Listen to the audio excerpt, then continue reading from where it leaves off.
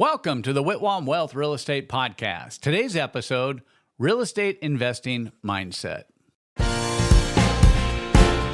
Welcome to the Whitwam Wealth Real Estate Podcast with Scott Whitwam, your blueprint to financial abundance. Settle in as we explore the mindset and methods for wealth building through real estate. Welcome back. I'm Scott Whitwam, and today we'll be talking about real estate investing mindset. I guess the best place to start is to talk about what is a mindset. This has become a really, common phrase now out in, the marketplace, out in, the internet space, whether it's, social media, all of those people talking about mindsets. But what is a mindset? A mindset is a way of thinking. And mindsets are developed very early in life. And most people don't take the time to ever change them. They just continue to build upon them. Studies show that most people's mindsets, the things that they actually believe, the core inner belief system, is developed before they turn 8 years old. So whatever environment you were brought up in or I was brought in has helped to develop a core set of beliefs that have developed our mindset, the way we think about things. This can be a limiting factor for a lot of people. A lot of people will utilize this mindset to determine value of things in life. For instance, whether somebody is getting paid too much may be dependent upon the mindset that you had. Whether or not a retailer is charging too much for a certain product may be based upon the mindset you have about what is fair, what is reasonable. And that could be based upon your upbringing, how you were brought up. Because what is a reasonable markup on something? So for instance, if you buy a house for $100, is it fair to sell that house for $200? Well, somebody may say, well, it's only $100 markup. That's not a big deal. Well, if you buy that house then for $500,000, is a fair markup $1 million? That's still the same exact percentage of increase that you had on the other transaction. And someone may say, no, that is price gouging because you're marking it up $500,000. Well, really, the scenarios are exactly the same, but the difference is a person's mindset. In fact, is in an open economy, in a fair, negotiated, open economy, something is worth what a buyer is willing to pay for it and what a seller is willing to sell it for. Now, I don't believe in price gouging. I think there are times, if you have a hurricane and water shut off, retailers going, oh, hey, we've got an opportunity here. Let's quadruple or 10 times the price of a necessity, a life necessity, water. I would have no problem with somebody doing that on a non-necessity item. So if you had a Gucci bag that was $2,500 and a hurricane came through, and now you want to raise the price of that bag to $1 million and say, hey, we're the only ones that have it because of the hurricane, somebody wants to pay you for it, I wouldn't have a problem with that. But my mindset says that there are certain times when we want to treat people who are in a situation that they can't get themselves out of with life-saving type items, right? That's my mindset. It might not be yours, but the government has its own mindset too, right? And they control those things, price fixing. But our mindsets may determine what we sell things for. It may determine the quality of items that we put into maybe a investment property that we've acquired. Our mindset may determine whether or not we should have, 5 rental houses or 50 rental houses. Our mindset may tell us, well, only a certain amount of income is really right for any individual, and who needs to make $1 million, who needs to make $1 billion, who needs to make $1 trillion, right? But those are all thoughts and ideas that come from your mindset. Now, there are people who have mindsets that say that, hey, they believe it's okay to make as much money as you can from as much people as you can, as fast as you can, and and not have to service support or any of that kind of stuff. I mean, that's their mindset. So when we get into real estate investing, we've got to understand what our mindsets are, because whatever our mindset is today, we can also change. So a mindset that you grew up with about saying that there's a reasonable amount of profit a person should make, there's a reasonable amount of income a person should make, those can be changed by understanding the laws of economics.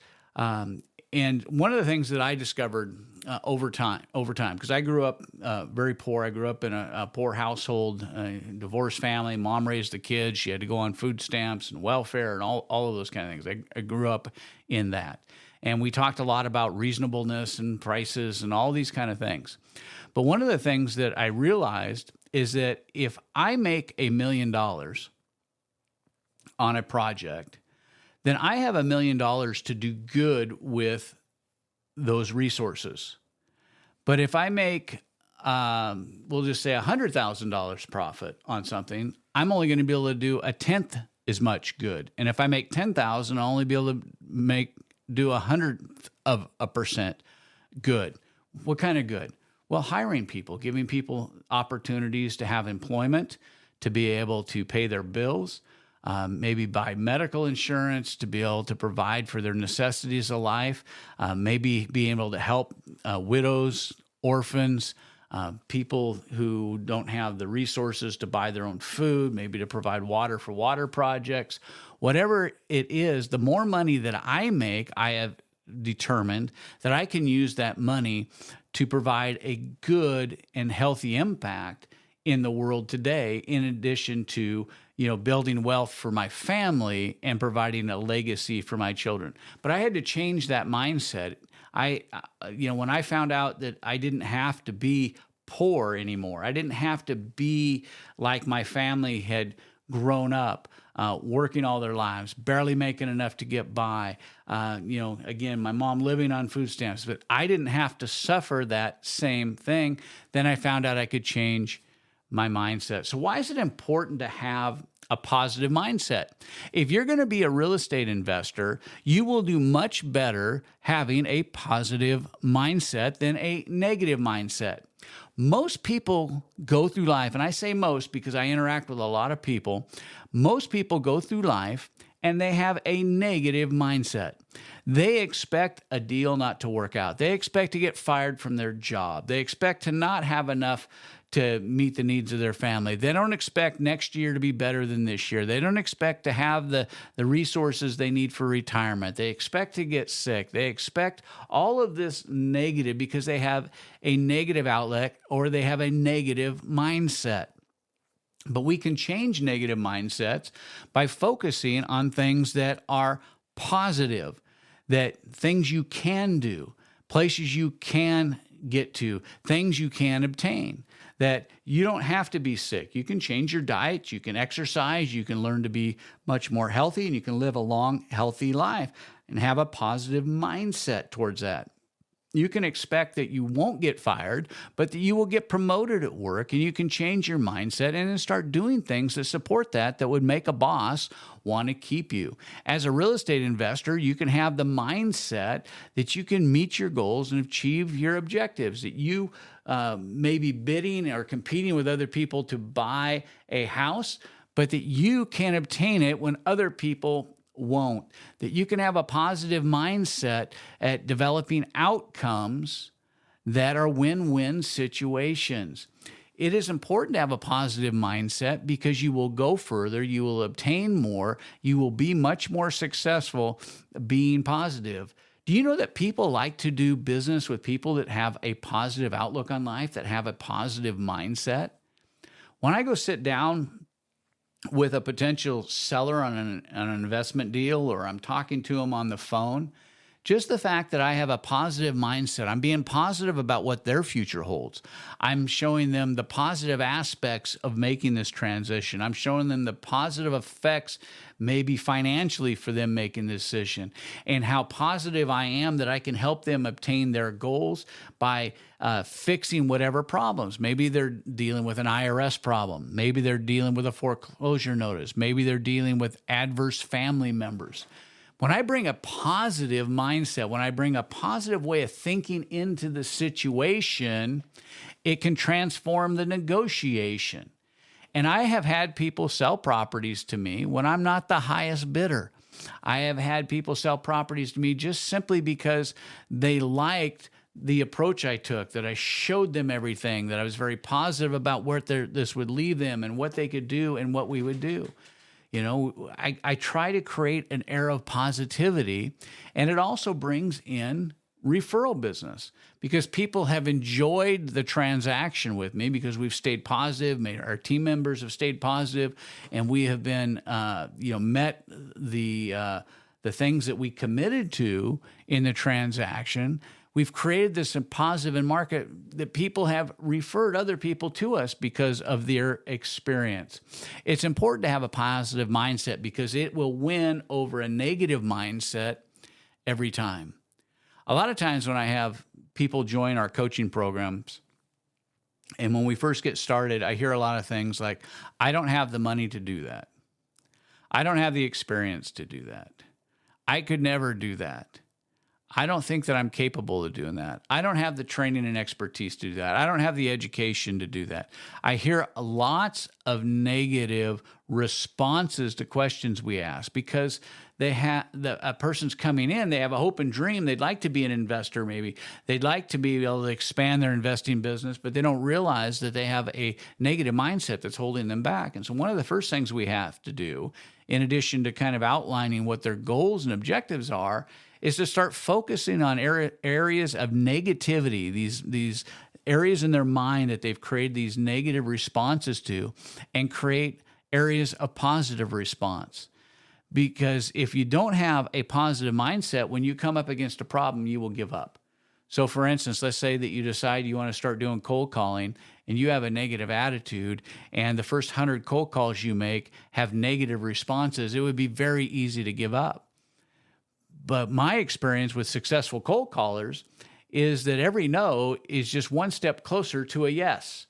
And it doesn't matter whether it's 50 calls, 100 calls, 200 calls, 500 calls, whatever. They know there's a yes coming, and they continue to move forward. They don't let the negative words spoken to them. They don't let the unpolite greetings that they get in making those calls affect them. They continue to have a positive mindset, knowing that they're going to find somebody that they can help, provide the cash and the resources that they need, and take a real estate asset off their hands that has become a burden and a liability to them.